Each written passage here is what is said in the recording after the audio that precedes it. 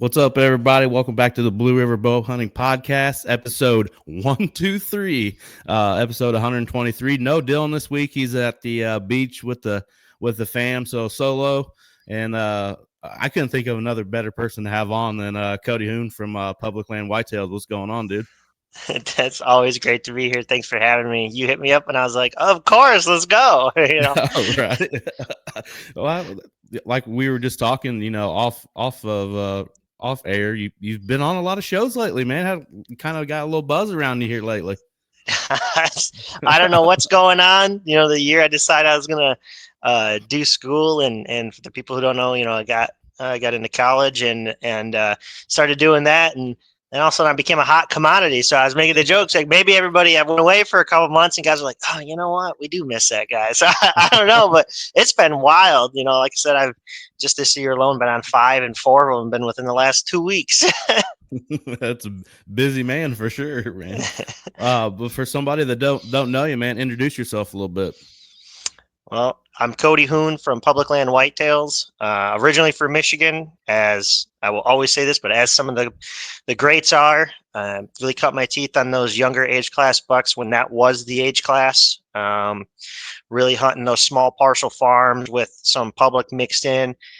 Started shooting Pope and Youngs, and slowly that evolved into just trying to obviously chase bigger and bigger whitetails. End up taking an internship with Midwest Whitetail, moved out to the Midwest. I've been out here ever since, just grinding it out on public land. I love public. I don't do it.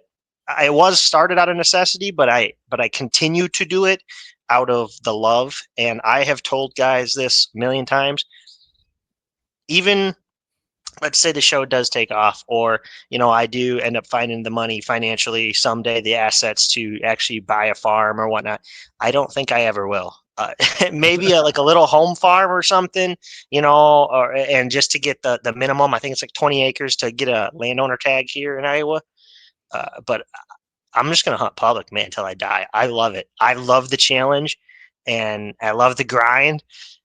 And it's just something about being able to sit in a new tree all the time and find a new buck, and chasing these mature bucks on public land that just gets my blood flowing, and I don't think I'll ever let that die. So that's a really quick rundown for who I am, where I came from, and what I'm currently doing. That's awesome, man. I cut my teeth more in public land on turkeys than I do deer, because I don't really have any public that's really all that close to me, and I'm just kind of used to hunting all those private farms, but when I go out of state, Missouri and Tennessee and a couple other states, I do some. I cut my teeth a little bit, but nothing like what you got going on, man. Yeah, even in Michigan, I don't hate on the private land guys, especially the guys hunting small parcels. It's still tough, and it's tough. It's arguably just as tough in its own way, because you're trying to deal with you and 5 other neighbors in a small area. So it's just its own thing. And realistically, yeah, you could be that one neighbor that ends up finally in a well-managed neighborhood shooting a big one. But I think your two ends of extremes of consistently harvesting big deer is going to be tons of private land, big leases, stuff like that, or vice versa, pieces of public. But the public aspect obviously comes with the caveat of it's a grind. It's incredibly hard to do. It takes years of practice and experience, and you're going to have to learn about 10 different skills just to have it come together on a 3-year-old, let alone a 5-year-old plus. So, but yeah, I love it for sure. Well, last year you got out of Iowa, right? Like you traveled a little bit last year to Wisconsin, wasn't it? Yeah. Yep. So I tried my hand at Wisconsin. For years, I've been dabbling in other states, but nothing consistent where I've been actually putting time and energy into them. Just a ton of scouting, more or less, trying to go that direction. But a lot of times financially, I just couldn't swing it. And so last year, I finally said, you know what? We're going to make sure we can go to Wisconsin. And I went twice. I went right at the opener, and I was out there for the first week and a half, 2 weeks, something like that. And I was on some just studs for Wisconsin. My buddy Gary Grunow, he was out in that area. He did a lot of the scouting. Like, we scouted together, but he did a lot of that keeping up to date, keeping that intel coming in. Then I got out there, put boots on the ground, he obviously he had to work, so he couldn't be out there every day like I was. But I was throwing like morning hunts out there and stuff. I don't want to blow that spot up, so I don't want to give away too much. When the episode comes out here in August, that spot might get kind of torched a little bit. So I just will leave it until August to describe the area too much. But there was some really big bucks in there. There was like a 145, 150, and then there was probably like another low 40s class in there that I was chasing. I super close, trying to bed hunt them. Unfortunately, ended up skirting out the back door on me. It's gonna be some great footage, some couple videos coming out on that, and then I ended up going back up after Iowa's rut and going up for like a really late bow hunt in Wisconsin, and I was able to get it done on like a 2-year-old and more of like hill country type terrain. So that was pretty cool. Just my first. It's not my first out of state buck because Iowa was originally, and then I moved. So, Right. but it's my first, I guess, since I've really you know, built a home out here in Iowa. It's my first out of state buck since then. And the 2-year-old it's not great, but I'll take it. And I was on bigger, and I know if I go back, I'll be a little bit more picky. But I kind of got the itch, and it was just a whole experience. And I think guys will appreciate in the video. They can see how excited I was and the whole thing. And I didn't tell a lot of people this, but I literally was sleeping in my car for like 9 days. That's what I was Because getting ready to ask. yeah, I've told everybody this. Like, I live off of ramen noodles and baked beans, and every dollar I have goes to chasing whitetails. Either Awesome. either the equipment to chase whitetails, gas to go scout them. Between cameras and hunting equipment. Obviously, guys know that's crazy expensive. And then just like I said, gas and traveling different states, trying to figure out if I can afford the tags, where I'm going to hunt, where I'm going to go, meeting other guys in the industry, trying to build those connections and whatnot. So that's where all my money goes. And I kid you not, because I had already had the tag, I think I had like $225, and I bought food on that. and I brought like water packets and I put them in the passenger seat of my car. And then I bought like the little, you can get them at Walmart, energy drink packets. You can get like 18 of them for like $3. And so I had those, and I had a can of baked beans and like a can of soup. And I just would eat those cold in the back of my car while it's like pissing rain and 38 degrees in late November, early December in Wisconsin. And I was just sitting there like, and I'm like using dude wipes to take showers the best I can. And that's like that area is like hill country stuff. So the terrain's like this, and I'm muddy from sliding down them, trying to climb them. And that, with, like I said, it was all wet. It rained like the whole time. And I'm just sitting there like, what the fuck? Sorry, I don't know if I can swear, but I'm like, what No, the F did I even? Yeah. So in reality, I was like, what the fuck am I doing? Why am I here, man? And I think the first like 4 days I had seen like a spike, and I finally seen like a 130s. I was like, all right, he's my target. Started hunting him hard. But I was like, I turned around. It was like mid-morning or something. I turned around and I seen like this 2-year-old coming. He's not even a big 2. He's like a small 2-year-old. And I turned and I seen him coming, and I was like, it's dying. I was like, I don't know. I seen it and something clicked in my brain. I was like, that's usually what I save for Iowa, so I don't shoot like a 130 by accident. I know that's really elitist to say, but I really save it for the, oh my God, and then that's the buck I'm going to shoot in Iowa. Well, that was that buck in Wisconsin, and guys will see it in the video. I literally say, I'm like, I'm more excited for this thing than I was my Iowa buck. What's going on here? So I loved it though. It was great.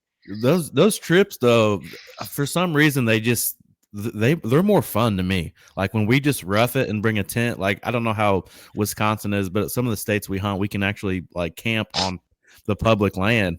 And sometimes it's hard sometimes because of power wise, charging batteries on our cameras and stuff like that. You almost have to have like a converter in your truck and start your truck up for a little bit. But like roughing it, out of the cooler basically. And then some of us sleep in the back of our trucks and have little setups like that. But it's just a whole new experience. And I don't know, it's more fun to me. I had like a little converter, and it I forgot to bring my charger for my camera, my main angle camera. So I'm like trying to figure out how to charge these batteries. I had to go like all across, and where I was, there was no civilization. So I had to drive over like an hour and a half away to find a town that had like Best Buys, to find these like weird Chinese cheap multi-converter things, and then it still didn't work. And so I had to like take the prongs out of it and get it, and like would set my battery in it every night and then plug it into like the cigarette lighter in my car. And guys ask, like, I don't want to say too much because I don't need people following me around, but I have a car, I don't have a truck. Like I got rid of my trucks because I just couldn't afford the gas mileage on them and the maintenance. So I ended up getting into a smaller car, and so I'm sleeping in my car, and I got this weird like multi-fire hazard port, charger thing going on for a GoPro and my main angle camera, and trying to keep my phone charged so I have like Onyx and whatnot. And like I said, I'm just eating like cold soup and beans in the back of the car, and drinking the bottle of water, and just sitting there like, man, this is the life. This is great, But I shot that buck, and I had stuffed him in my trunk and everything, and I had people honking as I'm going down the highway, and I was like, I don't care, man.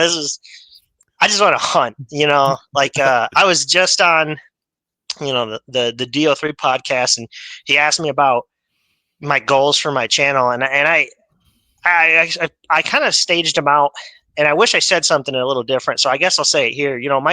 My goals for the channel are what I said in that podcast. I like everybody, I wish my channel would take off and whatnot. But at the end of the day, I really just kind of do this for myself, and like I just love deer hunting, and specifically hunting whitetails and then mature bucks. That's kind of the staging it goes. But I do it because I just love it, and the channel is just a side project that hopefully might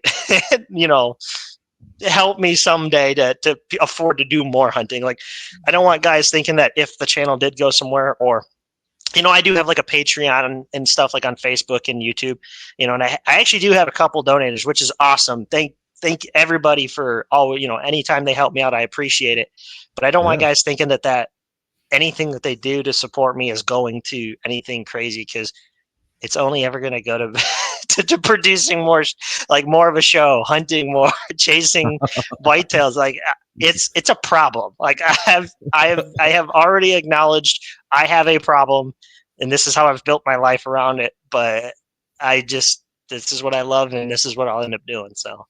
Oh, absolutely, man. And it's wild because, obviously it's not like you're taking the money that people are giving you and donating to your cause. And it's not like you're going to an outfitter or something like that. You know what I mean? Like, you're going on public land. Like, I heard, I'm not going to throw this gentleman's name out there, but I heard that this gentleman spent like over like 150,000 for the year or something like that on going and hunting outfitters for his channel and blah blah blah. And I was thinking, for 150,000, I mean, you could buy land for that.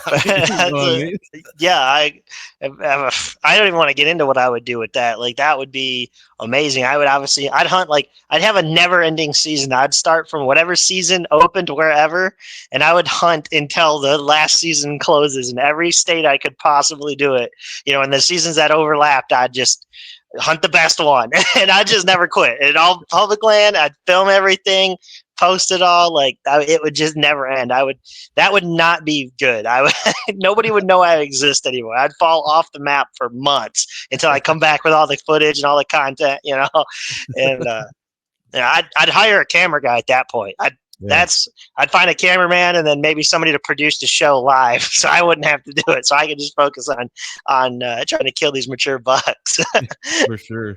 What about, speaking of your YouTube, when are your videos going to come out for last year's stuff?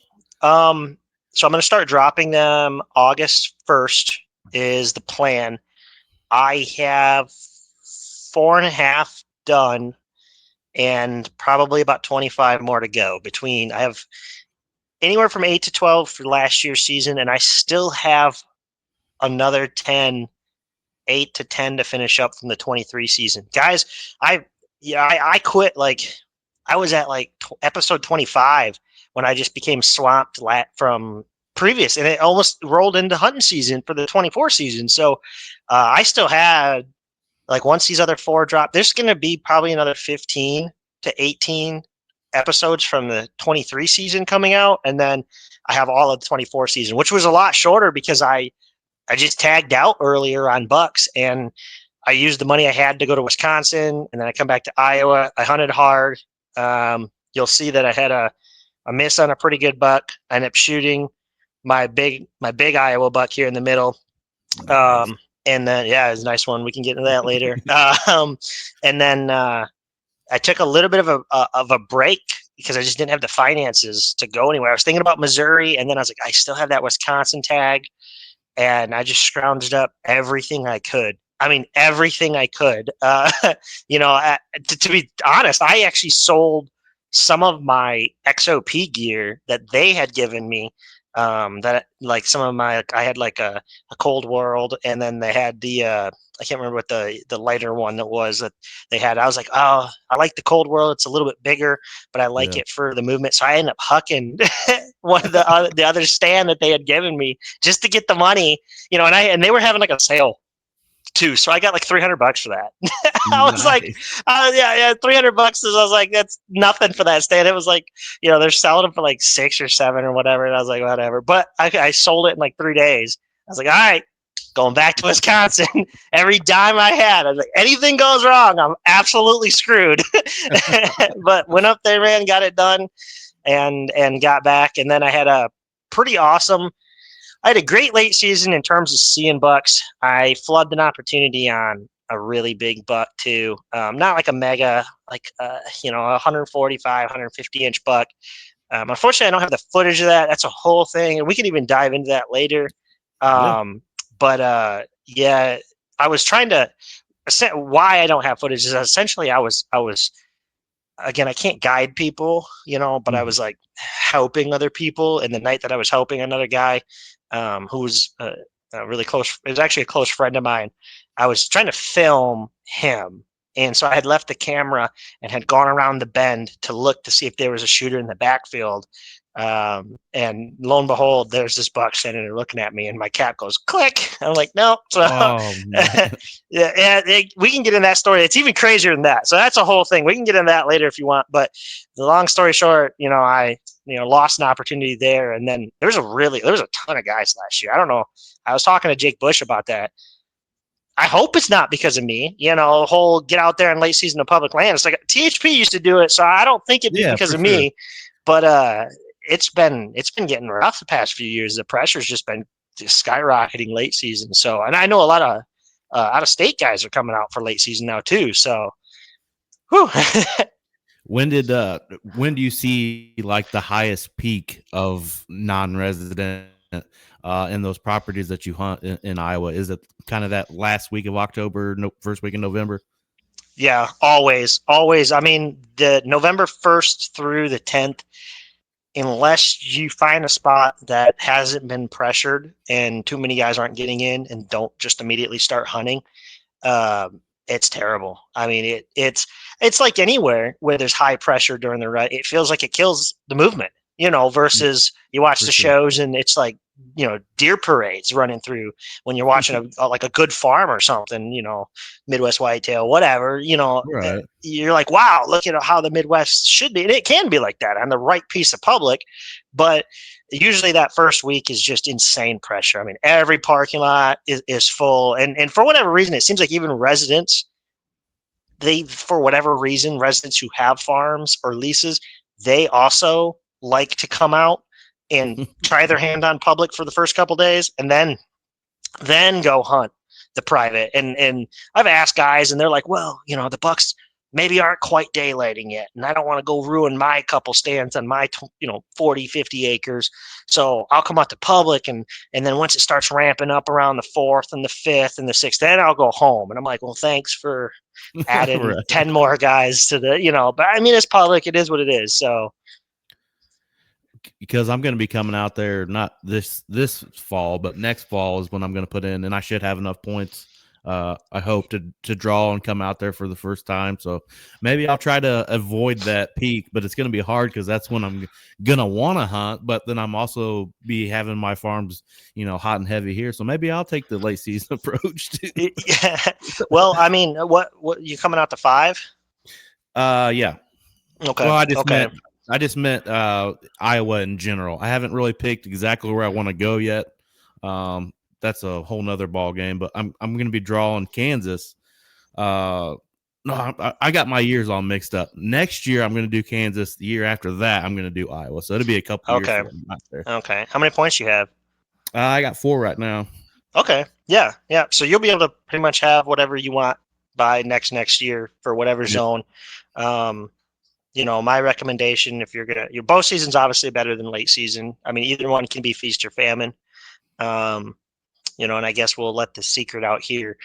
I really really love November 14th through the 21st. Mm-hmm. I think most of the guys in the public have been done, tired out, dogged out. They've taken their 2 weeks. Most of them have already. There's not a whole lot of diehard. I mean, there's diehards out there, but there's not a lot of guys out there. They're taking their breaks to go back with their family, and that bottom end of the rut where some of the not peak breeding anymore, and the bucks start seeking desperately again. Yeah. That comes in there, and it's been phenomenal. I've seen some of the biggest, truly the back end of the rut. I've seen the most mature, I guess biggest scoring bucks that I've ever seen on the hoof on public daylight on that back end. The front end's good. You could kill great bucks. I mean, you kill 130s, 40s, and 50s, and I've seen some giants on the front end of, coming into it. But that back end drop off, that's when when I help people out who are coming out as non-residents and they only have a limited window, they can't just take all of the beginning of November off or whatever. I have them come out on the Right. back end because it's generally you deal with less pressure. You still get a really good solid peak rut move, like peak in movement, and the bucks tend to be more surprisingly more callable if you're in a good setup at that time. And I just think it's the desperation is setting in, especially with the older bucks. And Yeah. those bucks, you start to see randoms. So the first part of November, you're going to see your home bodies a lot more versus that back half.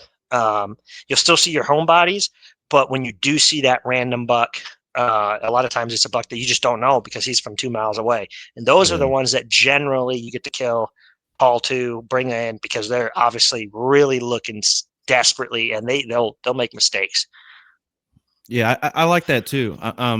When did your when does your guys' gun season fall in? Because I want a bow hunt, but I don't want to hit that gun window. It will be somewhere around the beginning of December. Oh, Sometime okay. between the 1st and the 3rd is when the first season rolls in. And then there's 2 seasons. You'd have to pick either one if you're going to be a gun hunter or a resident, doesn't matter. Yeah, And then the second season ends right around December 18th to December 20th. And then that's when late muzzleloader starts for residents and non-residents, but you can then start to hunt again with your bow if you haven't filled your bow tag yet.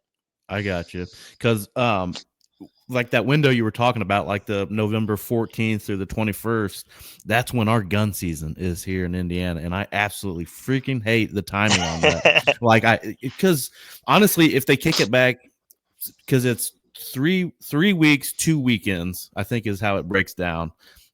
If you just push that back a week, I think you really you already have quality bucks because we're a 1 buck state, but I think that really pushes our quality up even more if you push that back off the peak of the peak of the rut. I would say the peak of the rut. It's close. You were saying like the downhill slide from it, which I would probably agree with. But sometimes I've been here on like the right around Thanksgiving and still see him chasing desperately and getting that bigger range that you're talking about where you never seen that buck and he shows up on your camera at 2 o'clock in the morning and then you go in there the next morning and he's still running around like crazy because he found one that came in Yeah. late or something. Yeah, yeah, I've seen it all the way, and I know a lot of guys even out here they really like that Thanksgiving time period. And I have pictures of some just mondos right up until the end of November that are still seeking, but it's percentage is what I was trying to get at. You know, Yeah. you're always going to have that case of seeing that one buck, and 90% of the time it's going to be an older buck because he's played the game and he knows he can go travel that 2 miles and find that other doe group because she was hot last year, and so you see that, and I think it kind of skews the numbers. Um, you know, and you can have opportunity, but I still like to play in that band of, you know, there's everybody's playing the game, and I tend to find right about the 20 to 22nd it seems like, you know, your 3 and 4 year olds and anything younger than that, obviously, they're pretty done. You know, you can catch them, you know, and like I guess the best way I can describe it here without, you know, diving into the weeds too much is right around between the 20th to the 22nd, depending on what I'm seeing on my cameras, on my cell cams and my SD cams and whatnot. I switched to starting to hunt a combination between like a bed pattern again and a food pattern. And so I'll hunt closer to food now, expecting that those older bucks know that the does are going to hit that food source and they'll be seeking closer to that food, or I'll get lucky and catch them coming into the food early, looking for a doe, checking it. And I have some hunts. In fact, I'm trying to think the last episode I just built. It's a perfect example of that. It's November like 22nd and 150-inch 10 is bumping does around, and they just stayed just out of range of me. I was hunting this gigantic bean field, you know, and they just happened to stay just out of range. And there were still like 2 other bucks in there that were pretty good or borderline. They were pretty well done. You could tell like a 3 and 4 year old, they really didn't want anything to do with the chasing. They'd come check a doe, whatever.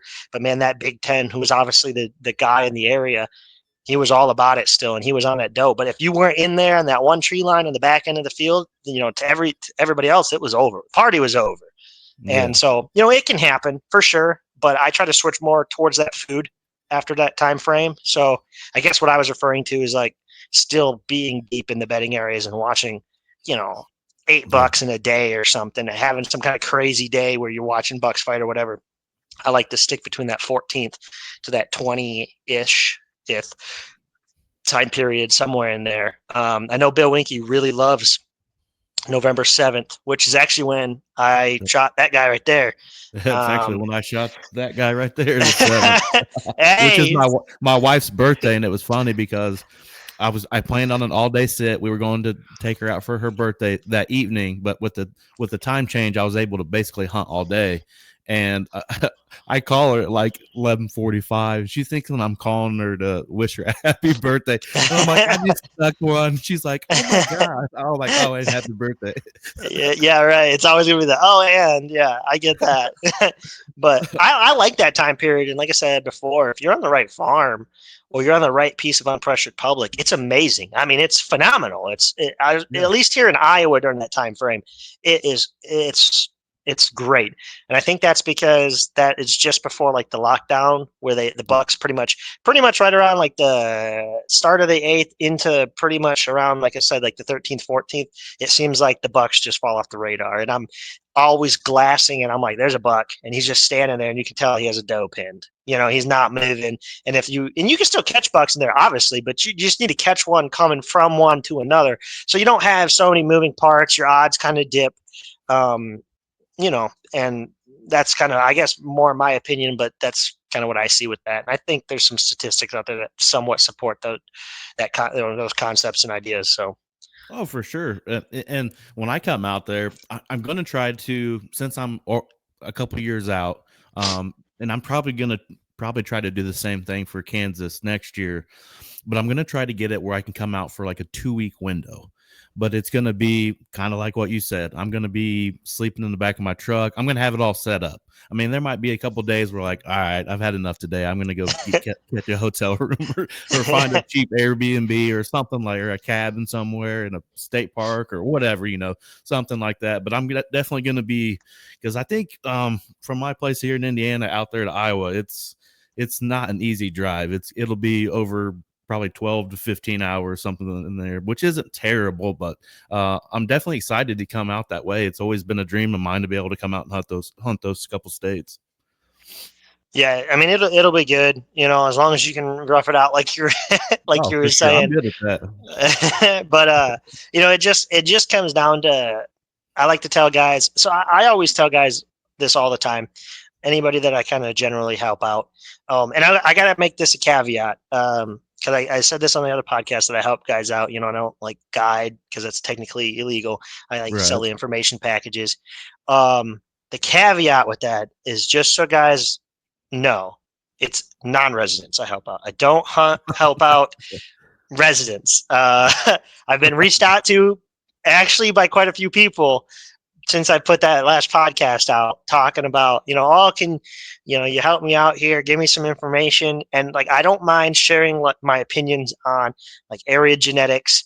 And, I'm a deer hunter at the end of the day. So you want to For talk to sure. me? I will text you all day long on my DMs. I just love it. I love talking anything bucks and deer. So, I'll tell you like what my opinions are on genetics and deer population pressure, EHD kills, all that. And you can pick my brain on that all day long. Maybe even specific units or areas depending upon my interest levels in them. I might release more information on that stuff. But Right. but if you're like a resident, uh, I would love to help, but I'm not willing to shoot myself in the foot that much to Right. just be like, yeah, hey, go hunt this area. And then you're going to be like, wow, there's all these big bucks here. And then I'm going to see you in there every single night. It's a little different with non-residents where it rotates every 4, 5, 6 years, and a lot of the people that do come out, I do keep, it's not like I'm doing this with, 20 guys every year. I'm doing it with a Yeah. Yeah. handful. Right. And so Right. it's like I usually make friends with them or I stay friends with them. And so I can kind of rotate them through different areas. It's pretty small scale. It's nothing crazy. So I just need to throw that caveat out there because, Well, hopefully you already got one down, and you can be my cameraman for for a couple of days. and I actually do that too with guys. Like, a lot of times I talk with people who are coming out and I've chatted with them. And if I have a buck down like I did last year, then I actually do film them because as long as they're cool with it, then it's content for the show for me. And It's a I'm collab. still, yeah, and I'm still taking them into, areas that I've put time into, and I want to know what I'm going to see just as much as they want to know. Like especially if I don't have cameras or I want to check cameras or have an excuse to go pull an SD card or something, I'm like, oh, let's go out there and we'll hunt it. And like I said, I enjoy getting that information of, seeing bucks just as much as they would enjoy shooting one. So Right. a lot of times I'm like, all right, let's, let's go. And I went and, Brian Rogers from, Good Sit Mobile, I went and filmed him last year. I was tagged out and my, late season hadn't kicked in. And I was like, man, I'm coming over to you, and so I just went and filmed him just to film him. Like I love it. Oh, Now I'm with you, man. if I have a tag, I want to hunt. But if I don't have a tag, then I'm there just as much to enjoy the, chasing big bucks as anybody else. Even if I'm not killing them.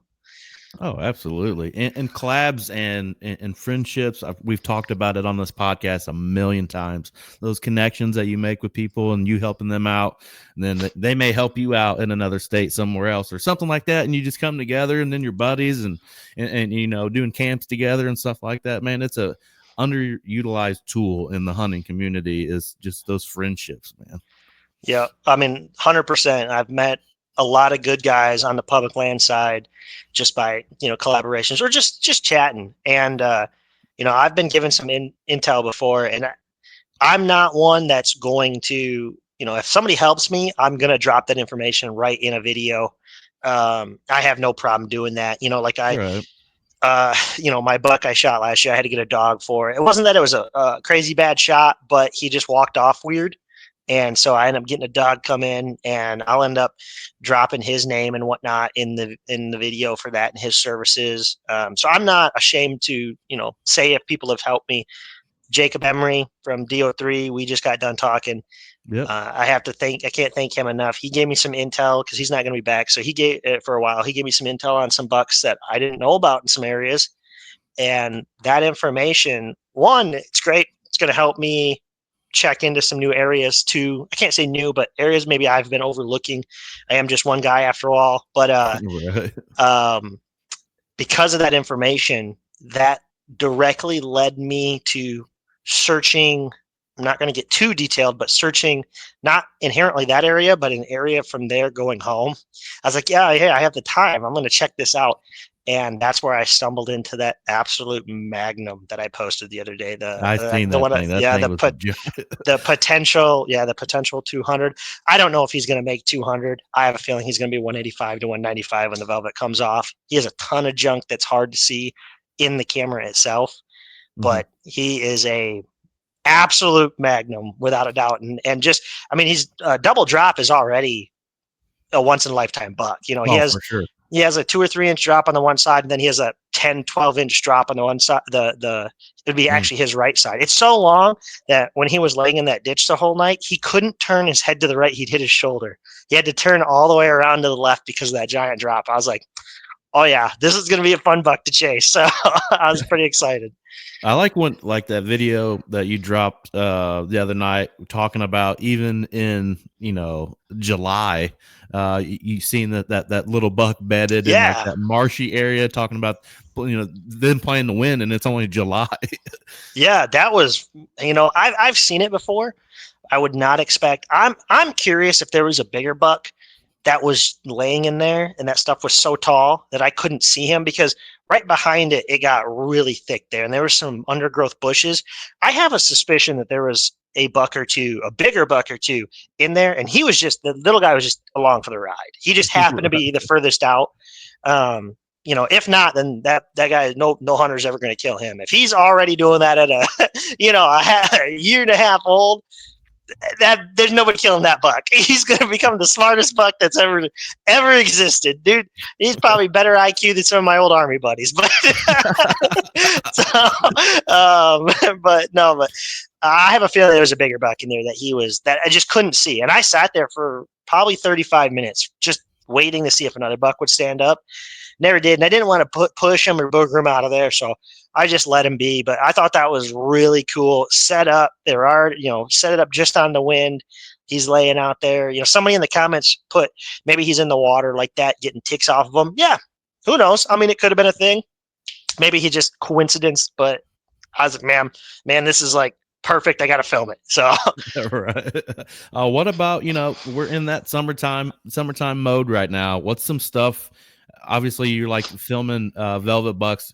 Are you doing anything else in the summertime? Are you hanging stands, doing mock scrapes, or anything like that in the summertime? usually I'd be doing mock scrapes. I'm behind on my cameras right now. I'm running. It's weird. So as the years go on, maybe I'm becoming lazy or just better. I don't know, but I'm starting to run fewer and fewer cameras. Mm-hmm. But I am running more cell cameras. So I don't know. Take your pick. Right. I think one good cell camera in an area, and then I just kind of hunt around that is generally what I've been doing a lot past couple years. And then probably this year, especially, just going to drop a cell camera in an area. And then I've been getting really big on observation sits, but getting out of the season, getting into what I'm doing now. I know I kind of started going on a tangent there. Usually I would do like mock scrapes. I'm going to try not doing mock scrapes this year. Mock scrapes have been hit or miss. I have some years where it seems like they're dynamite. They set up the whole year and I can get in there and I get tons of activity on them. But it just seems like there's other years where it doesn't work out, or a lot of my really old bucks do not like them. They just don't like any scent in them or anything. So I think this year I'm going to run no scent for the first time. I've tried like Black Widow branch butter. That's what I've been using.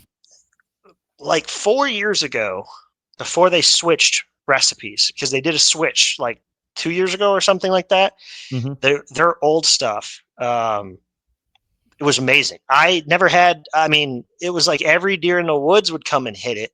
Yeah. And I had so many big bucks, because before that I used Smokies, the preorbital gland. Because that's how I make my mocks. I use the preorbital gland. Mm-hmm. I think anything else is just it doesn't work. At least not in Iowa, really, especially on public land. And so I use Smokies, and I think it works pretty solid, especially in Iowa. it's like 50-50 if a big buck likes it or not on public. But that's good enough that I've had times where I could have killed or I've just missed opportunities. But it's getting those daylight pictures, knowing that if I had just picked that spot, I'd just been right. And that's all, I'm like, that works. That's good enough for me, stacking the odds. Then, Right. like I said, I did the Black Widow branch butter. And the first year I did that, it was a phenomenal. And then I switched to Code Blue, hated it. I'm sorry, Code Blue. I don't like your product.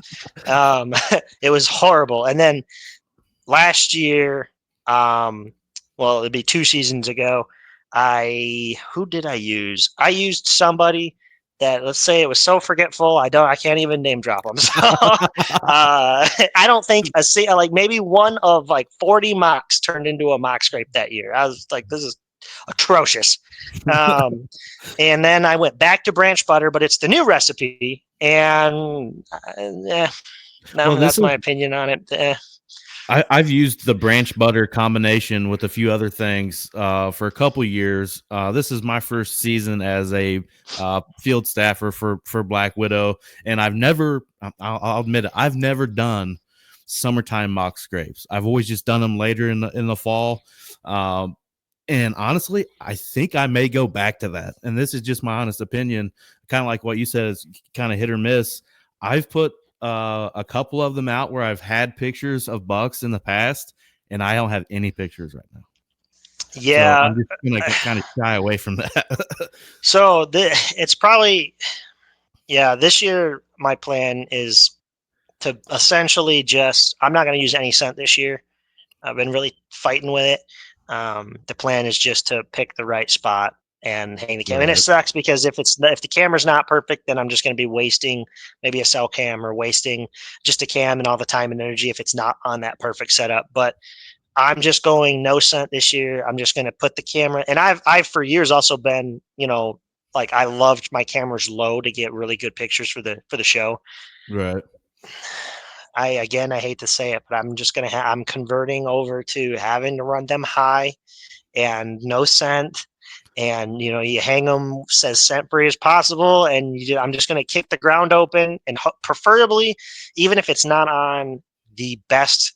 Usually, I like to find in a bedding area the best trail intersections that I can find that have spider Right. webbed out to a core, because then I'll get the most bucks. That's great, but this year I'm just more going to focus on going into that bedding area, finding what I think is the biggest scrape, putting the camera high, scent free, kicking the dirt open, and leaving, because I'm going to try to hunt out of state, and I want whatever buck is in that area that was his scrape last year, hopefully just to re-hit it, and then I can try to make a kill on that. And I've intruded as least as possible, and that's a little bit different than my normal weird private land, public land, amalgamation of hunting style that I've preached for a couple years. But with me being out of state so much, I think that's just going to be my focusing on that little window is going to be my highest odds for coming back to Iowa. That is to say, assuming that the big guy is not showing his face early October. Right. If he's showing his face, then I'm going to be all over him. But tying that back in, currently right now, just cameras. If you want to do a scrape, mock scrape, set up a mock scrape, but otherwise it's just velvet filling, man. I mean, I know it's super simple, but it's just, that's going to find you a buck infinitely, more than even going out and, hanging cameras and hoping there's a big buck there and whatnot. Just hitting the roads, finding your target buck, finding one that's huntable. We just got done talking about that in the last 2 podcasts on dropping pins and with DO3. Find a huntable one, that depth of cover near the public that you can hunt either near or on, and that you think they're going to retreat into, and that's really how you're going to have a good season. So just hitting the roads right now. I see other guys out there doing it, and I think that's probably the easiest but also the best tactic right now. That's going to get you 80% on the way there. Yeah. Especially beans around here right now. They're hitting them beans really hard. Beans and alfalfa. I'm seeing a lot of bucks in alfalfa right now. So that's a little bit of a sleeper. I know I slept on it for years, and I'm seeing some big bucks in alfalfa. So I'm kind of even going away from some of those, areas that are predominant beans. And, I haven't found no mega giant in the alfalfa, but I found a lot of good bucks so far. So That's good. I don't think I don't think we talked about setups last time for your bow. What exactly are you shooting and your setup and all that? So man, I used to run an old Hoyt. It was like an old competition bow called like an Ultra Elite or something like that. It was painted candy apple red with 50-pound limbs. That's yeah. I smoked that guy with that bow. It was funny. Cameron Coble, who does a lot of the Boone and Crockett scoring out here, he come out to help drag that buck out, and he seen that I had taken it with that bow, and I had like some crappy like dollar store arrows set up, whatever, for my arrows, and he's like, Right. you shot that thing with that? I'm like, it's what I could afford, man. It's what I brought from Michigan. He's just like, man, good for you. I'm like, thanks. I think, cool. But no, Cameron's a cool dude.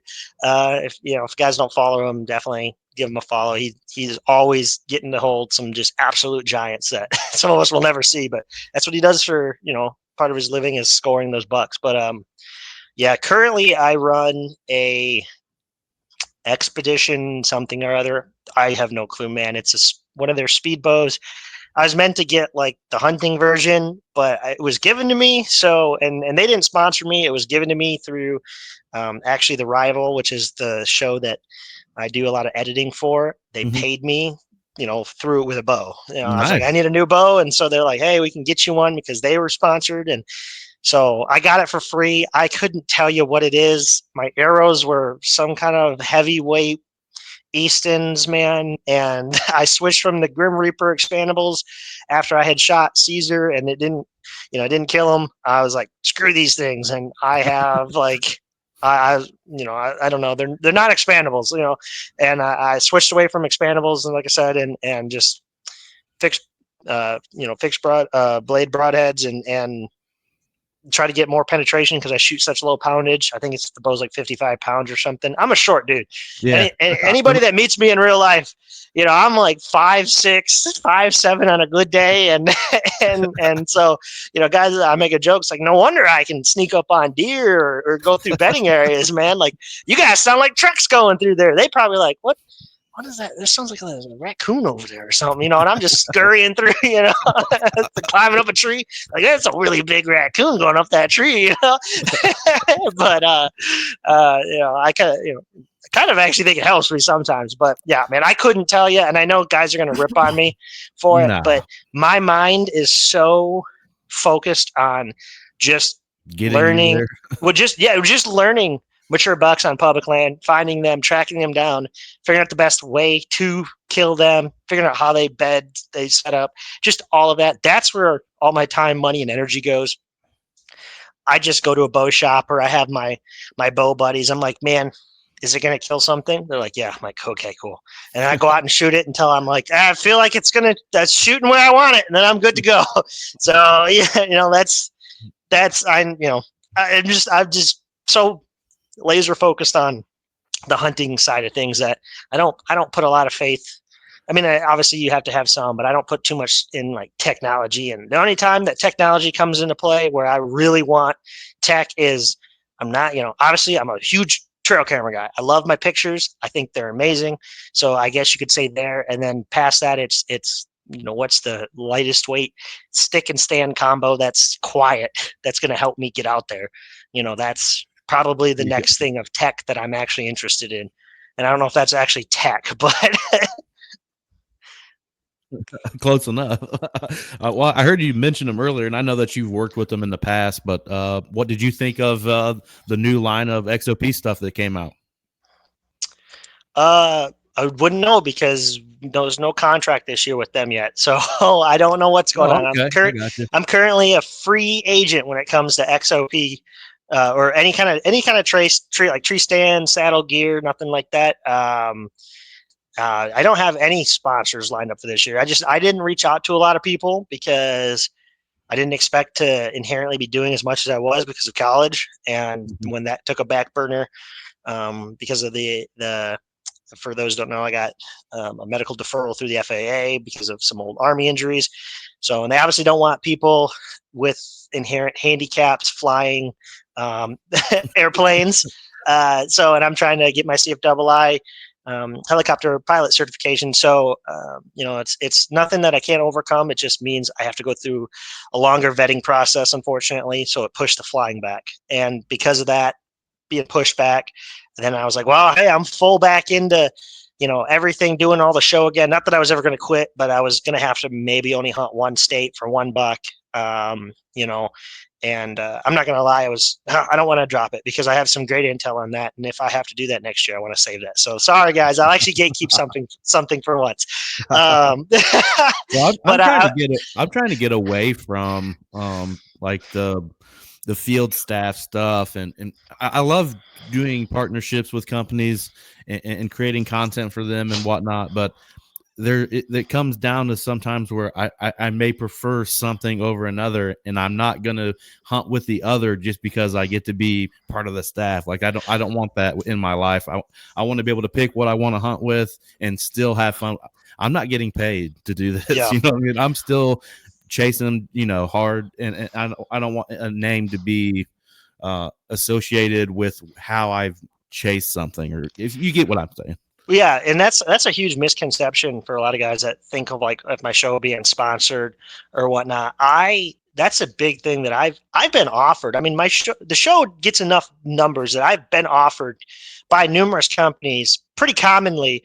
Some type of that, like, what you were talking about. But yeah, and I know it's crappy to say, but if they're not directly going to offer me, free product and that like a free product and then actual like a contract with legit money behind it, I have no interest in. I'm not going to go on and be like, your product, Coke Zero is the best ever. Come drink this. I shot this buck because I'm not doing that, man. It seems like so fake too. It's just fake. And like the deal I had with XOP has been pretty decent. It's nothing like not revolutionary money or anything, but I've gotten my fair share of like free product from them. And I always did. I liked XOP. It wasn't the lightest, but I liked that it was actually a little bit bigger platform, like the Cold World specifically. That was really, I liked it for the seat width, the platform width, and it didn't make any creaking noises like some of the other stands. I didn't like that. I liked it actually had a wider base because you got to remember I'm filming and guys don't realize. I mean, if you pay attention to some of the scenes in the videos, dude, I have like a 35-pound camera bag with cameras and gear in it. And like, I've even, cause I'm coming from the Midwest whitetail film and stuff where they got presets. So they're hauling all this gear in. And that's always been my goal, is to make the highest quality public land show out there, which obviously there's shows now that are doing it at an exceptionally high level. I just don't have the money. I don't have a cameraman. I don't have the editor. But when to do that, again, I'm self-taught. So that's always been the goal. I've wanted like a Midwest whitetail level production value, but public land hunting Dan Infalt style, which I know it's ludicrous to think, but I believe at least I could do it, or try to do it. And if the show ever gets anywhere, that's the only place the money's going to go. But so it's been lucrative to have some sponsorship. So like with XOP, they've helped out a little bit, but I do have a little bit of a different niche that I like. Like I will say that I don't particularly like saddle hunting because of the big camera setup, and trying to slide that under my rope is just, it's hard. It's difficult, and then try to swing the bow around on top of that. And so, I do need a little bit of a larger platform and a larger, sturdier setup. I can't just run the bare minimum unless it's just rock solid, absolutely rock solid. And I guess since, I don't know what I'm doing it with XOP this year, so I guess I'll say this. I'll be honest, the tethered one sticks, I love them. I think they're the best sticks that are on the market. I guess I haven't tried some of the new carbon ones, but I love the X2s from XOP. That's what I run, and they're light as a feather and very sturdy. Hell, sometimes I take the strap off, that thing's still stuck in the tree. I got to pull it off there. So they're sturdy. I don't mind them, but I find that they creak. Yeah, at least mine do. They creak on certain trees, and hopefully I don't piss XOP off saying this, but No, no, you're hey, fine. we haven't signed anything this year, so Yeah. and it looks like they're not going to, so I guess I could say it. But yeah, I just found that the X2s, they're a little heavy, they creak. I don't like how they pack away. The tethered one sticks, man, I just freaking love them.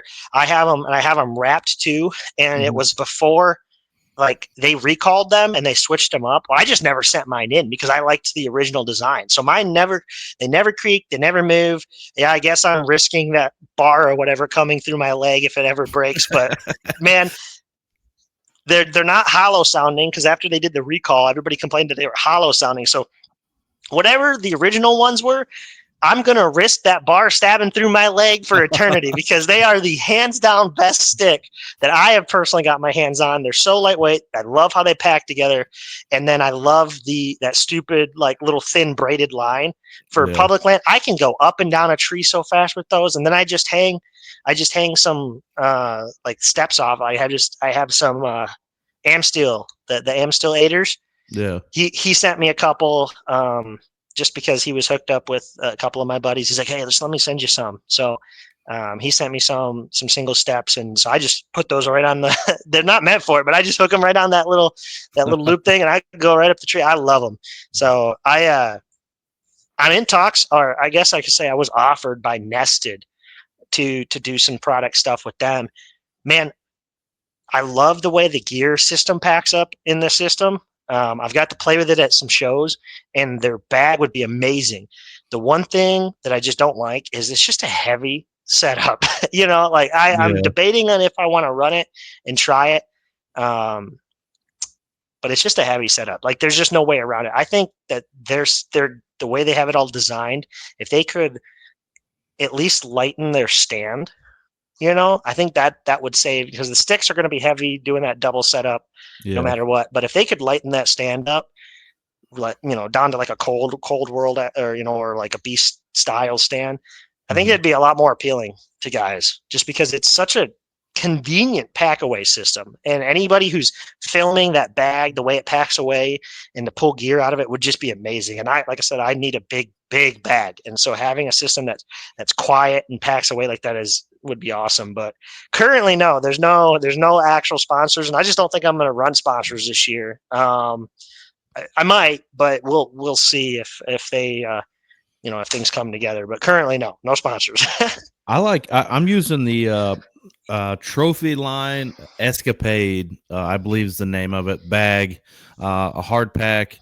I put the sticks on the side. My platform, if I'm saddle hunting, goes well in the front deal of that. And then with it being a hard pack, I have a little bit more confidence in protecting my camera and camera arm and everything as I'm, trekking in on public if I'm out of state or something like that. And then this year, throwing another kind of little wrench in it, I got an e-bike now.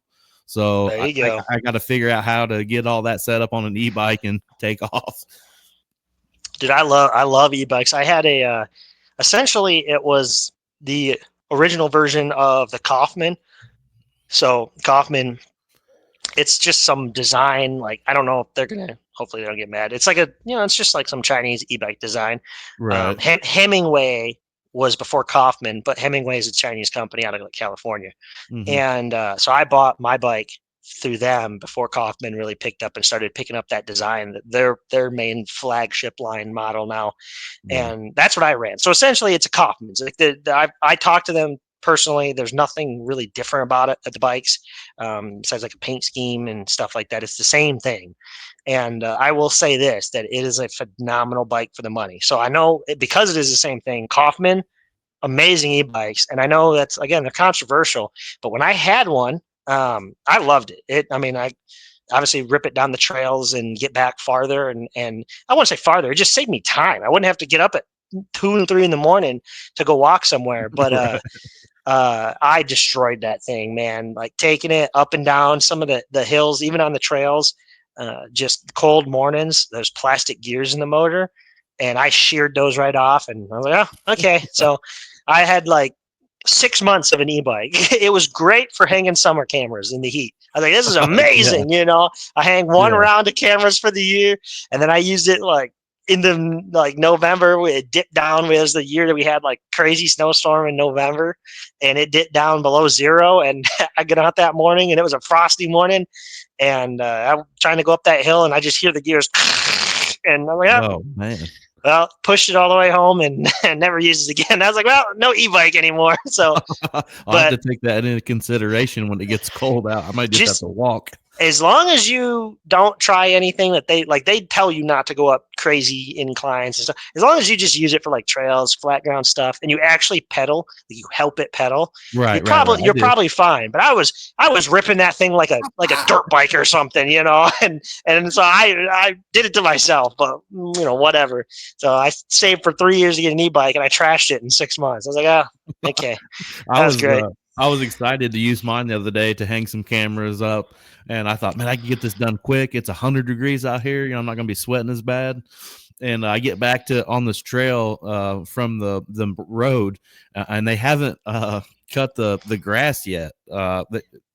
It's a small like 43-acre piece, and they bale some of the hay and stuff in there. And I got back to where I was going to make this turn, and the grass was as tall as I was, and I was like, oh, I got to walk through that because I didn't know. I didn't want to mess the bike up and get it caught and just mess it all up. Now, see, the difference between you and me, I would have plowed through that at Mach 10, and it got so bad. I went through so many tubes and tires with it because I was just plowing down stuff like that all the time. Off trail, I would just be like, yeah, well, it's down a ridge off trail. I would just be cruising through the middle of the ridges with it, man. I actually went to like Home and Garden, and I found like in the garden section when you're making like a garden, like a flower bed or whatever, you have trying to hold the mulch in. You got those black plastic liners. Yeah. Essentially, I took that, and then where they rolled the end, I cut that off, so it was just like a very thin but hard plastic, flexible plastic, like the liner, and I stripped it and I fit it to the inside of my tire, and then put the tube in that, and that way I never had a flat after that because they couldn't penetrate it, Yeah. And I was taking that thing. Like I said, I was basically running, bushes over with that thing, man. I was taking it everywhere. I was like, yeah, I probably deserve to have it taken away from me. So it's gone now. It's been gone for a couple of years now. Yeah, whatever. But hey, if Kaufman wants to give me one, no, I couldn't. I got a car. Got a car now. It wouldn't matter anyway. Put it on the top. Yeah, I would.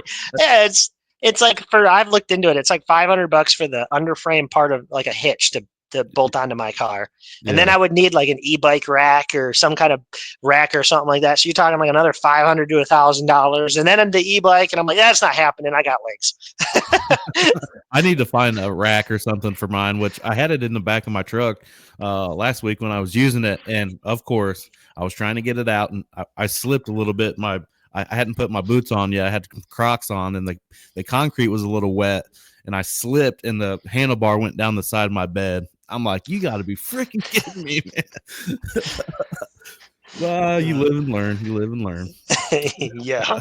Buddy, but I appreciate you coming on, talking some whitetails with me again this week, man. I can't wait to have you back on maybe sometime. Maybe we can do like November, December when things are, getting cranked up, and maybe you got a big one down and we can tell the story. Yeah, man. I'm always welcome to be on, and we can talk about any of the bucks I put down, or maybe talk about one from hopefully this year. Yeah, absolutely, man. Tell everybody where they can follow you guys at. Yeah, just Public Land Whitetails on Facebook and YouTube. The Facebook, we got a page and a group. The group is a little bit more of, you can post your own stuff there.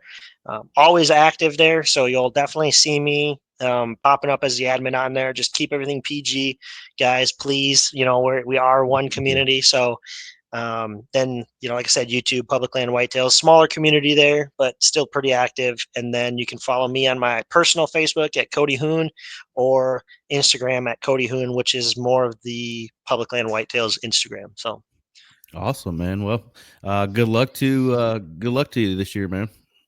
Thanks. I appreciate you having me back on. No problem. We'll be back here again next week for episode 124.